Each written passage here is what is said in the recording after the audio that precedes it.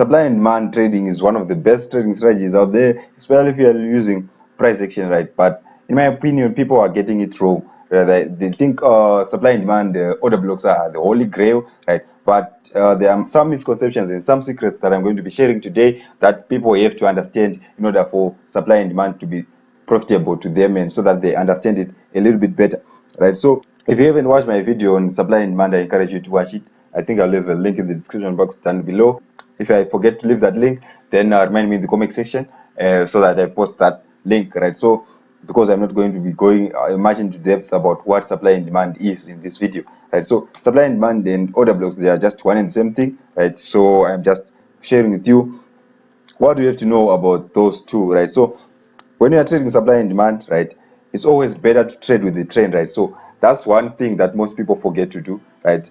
To trade with the trend, right? So the trend is your friend. I think you've heard this multiple times, right? So if you want supply and demand trading to be very profitable to you, then you have to trade with the trend. Why? Because let's take this for example, right? These are some order blocks, some supply and demand supply areas that I've already marked, right? So right over here, how do you enter, right? All right, and we know that we are in a downtrend, right? So it's better for you to enter with the trend because you know that you can hold that trade for a lot longer, right? So right, let's say you entered over here or over here, right? So when there's this pullback over here, right, as you can see, we didn't get an entry because the market didn't pull back to the next order block over here, right? So we don't get another entry over here, but we can just move your stop loss maybe over here, and you've got a chance to what, keep on holding that single trade.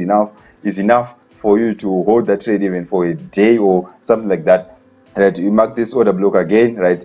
You enter, right? And as you can see, the market continuously keeps on going down because most of the times people have this so like what, a trade that they exit a good trade earlier, right? And they hold the bad trade, right, a losing trade for longer, right? So I encourage people to hold winning trades, right? That's why when you're trading supply and demand, it's always better to trade with the trend, right? So it's just better that way, right? So let's say you've entered over what, let's say you've entered over here, right? So we've got what, this area over here, this resistance area over here, it gets broken, right, to the upside, right? Now you want to mark your supply zone, you want to mark your demand zone. You come over here, right? You mark, this is last trade candle before the breaking market structure, right?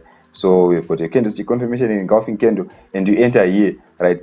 And well, guess what, the market continued going down. So you always have to trade with the trend so that it becomes simpler for you. It becomes so that your trade goes your way. So if the market is in a downtrend, then you just have to look for supply zones, and if it is in an uptrend, you just have to look for demand zones.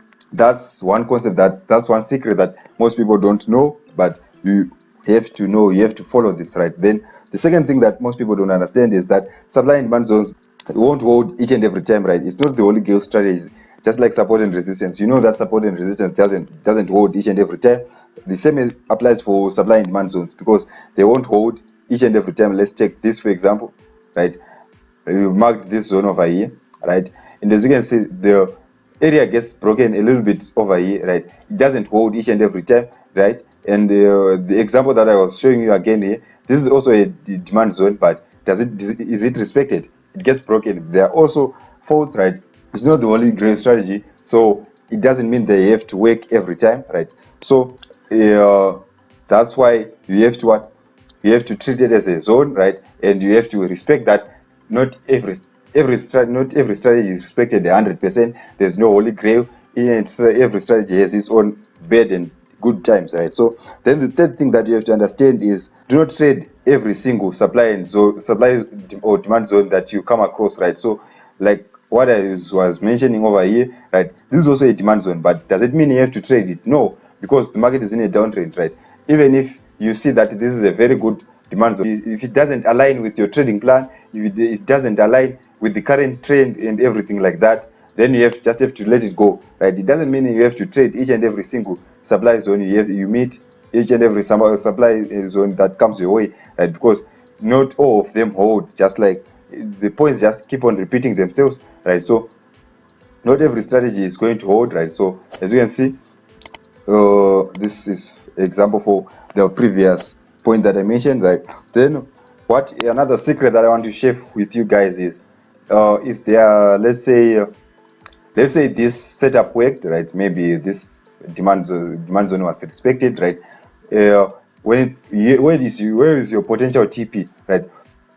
So your potential TP obviously is going to be over here, right? So let me draw this, right? So your potential TP obviously is going to be right here, where there's the next what supply zone, right? So you have to know that you place your stop losses or your take profits at the next supply or demand zone, right? So if you entered over here, your TP is obviously going to be right over here where there's this supply zone, because most of the times it continues what going down, right? So supply and demand, you can also use them as your potential TP or stop loss levels, right? So that's another use of the supply and demand zones, right?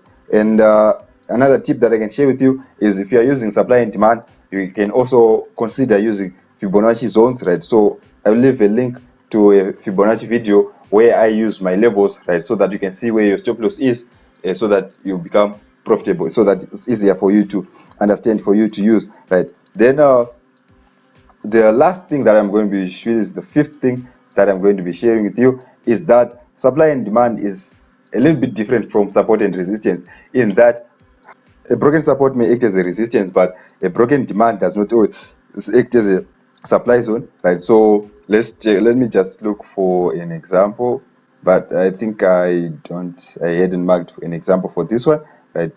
But I think you get the basic idea behind this, right? If order block, if an order block is broken, it doesn't mean that it will reverse. It doesn't mean that it will become a supply zone, right? So those are the 5 tips, 5 secrets, whatever. Those are the 5 things that I wanted to share with you guys, so that you can make your trading journey a little bit better, right? So if you haven't watched the supply and demand video, then I encourage you to watch this video next.